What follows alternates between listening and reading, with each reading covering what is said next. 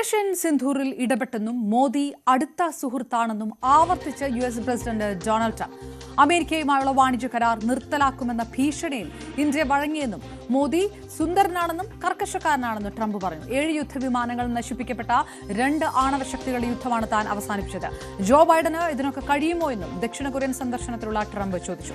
അഭിലാഷ് രാധാകൃഷ്ണൻ ചേരുന്നു വിവരങ്ങളുമായി. സ്വാഭാവികമായിട്ടും അഭിലാഷ്, ബി.ജെ.പി. ഇത് സ്വാഭാവികമായിട്ടും ട്രംപ് നടത്തുന്ന വിഡ്ഢിത്തരങ്ങളായി വ്യാഖ്യാനിക്കുകയും തള്ളിക്കളയാൻ ചെയ്യാനുള്ള സാധ്യത. പക്ഷേ മറുവശത്ത് നിന്ന് കോൺഗ്രസ് ഈ മുൻപും ചോദിച്ച ചോദ്യം വീണ്ടും ട്രംപ് ആവർത്തിക്കുന്ന സാഹചര്യത്തിൽ ഇത് രാഷ്ട്രീയ വിഷയമായി ഉയർത്തിയേക്കാം. പ്രത്യേകിച്ച് ബീഹാർ തെരഞ്ഞെടുപ്പ് കൂടി നിൽക്കുന്ന ഒരു സാഹചര്യത്തിൽ എങ്ങനെയൊക്കെയാണ് കാര്യങ്ങൾ പോകുന്നത്?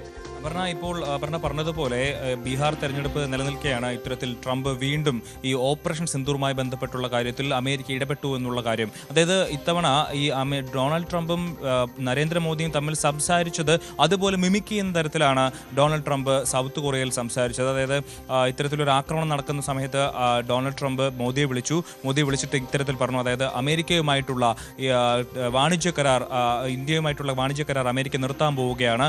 അപ്പോൾ മോദി പറഞ്ഞു, അയ്യോ അങ്ങനെ ചെയ്യരുത്, നിർത്തരുത് എന്ന് പറഞ്ഞു. അപ്പോൾ അങ്ങനെയാണ് നിർത്താതിരിക്കണമെങ്കിൽ പാകിസ്ഥാനുമായിട്ടുള്ള യുദ്ധം അവസാനിപ്പിക്കണം, സംഘർഷം അവസാനിപ്പിക്കണം എന്ന് ആവശ്യപ്പെട്ടു. എന്നാൽ സുന്ദരനായിട്ടുള്ള കർക്കശക്കാരനായിട്ടുള്ള നരേന്ദ്രമോദി അതിന് സമ്മതിച്ചില്ല. ഇതേപോലെ തന്നെ പാകിസ്ഥാനുമായിട്ടും സംസാരിച്ചു.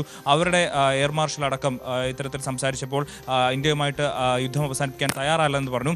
എന്നാൽ 2 ദിവസം കഴിഞ്ഞ് തൻ്റെ ആവശ്യത്തിന് 2 രാജ്യങ്ങളും വഴങ്ങി എന്നുള്ളതാണ് എന്താണ് ഇപ്പോൾ ഡൊണാൾഡ് ട്രംപ് അവകാശവാദമായി ഉന്നയിച്ചിരിക്കുന്നത്. ഈ സംഭവം രാജ്യത്തിനകത്ത്, അതായത് ഇന്ത്യയിൽ ഇതിനിപ്പോൾ എല്ലാ തവണയും മോദിയെ പുകഴ്ത്തുന്ന ഏതൊരു വാക്ക് പറയുമ്പോഴും മോദി തിരിച്ച് നന്ദി പറഞ്ഞ് ട്വീറ്റ് ചെയ്യുന്ന ഒരു കാര്യമുണ്ട്. ഇത്തവണ ഈ ഒരു പരാമർശത്തിൽ മോദി ഏത് തരത്തിൽ പ്രതികരിക്കുമെന്നുള്ളതാണ് നമുക്ക് കാണേണ്ടത്. കാരണം തെരഞ്ഞെടുപ്പ് വന്നിരിക്കുന്ന ഒരു സാഹചര്യത്തിൽ, ഇന്ത്യയിൽ ബീഹാറിലെ തെരഞ്ഞെടുപ്പ് നടക്കുന്ന ഒരു സാഹചര്യത്തിൽ ഇത്തരത്തിൽ വീണ്ടും ഇന്ത്യ തള്ളിക്കളഞ്ഞ കാര്യം വീണ്ടും ഡൊണാൾഡ് ട്രംപ് ആവർത്തിക്കുമ്പോൾ അത് രാഷ്ട്രീയമായി പ്രതിപക്ഷം രാജ്യത്തിനകത്ത് ഉപയോഗിക്കുമെന്നുള്ള കാര്യം കൃത്യമാണ്. എന്തായാലും വരും ദിവസങ്ങളിൽ ബീഹാറിലെ തെരഞ്ഞെടുപ്പ് റാലികളിൽ ഡൊണാൾഡ് ട്രംപിൻ്റെ ഇപ്പോഴത്തെ അവകാശവാദം ഉന്നയിച്ചുകൊണ്ട് രാഹുൽ ഗാന്ധി അടക്കമുള്ള നേതാക്കൾ ബി.ജെ.പിക്കെതിരെ, കേന്ദ്ര സർക്കാരിനെതിരെ, നരേന്ദ്രമോദിക്കെതിരെ ആയുധമാക്കുമെന്നുള്ള കാര്യം വ്യക്തമാണ്. Aparna. Donald Trump in day, വാക്കുകളിൽ.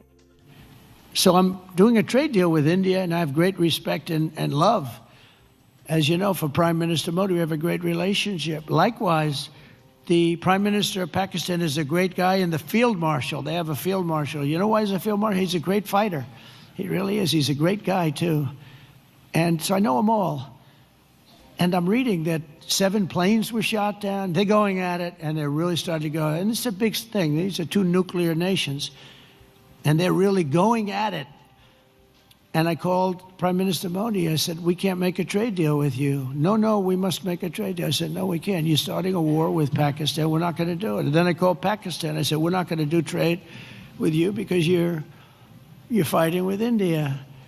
And, 2 nuclear nations. And they said, no, you should let us fight. They both said that. They're warring. They're strong people, I'll tell you what. Prime Minister Modi is the nicest looking guy. He says, and he looks like you'd like to have your father, like, he's a killer. He's tough as hell. No, we will fight. I said, whoa, this is the same man that I know. But after a little while, and they're good people, and after literally 2 days, they called up and they said, we understand, and they stopped fighting. How is that? Isn't that amazing? Now, you think Biden would have done that? I don't think so. Most people wouldn't have thought of it, but, they wouldn't have thought of it. No, but here we are, we're doing deals. So you add an extra sentence.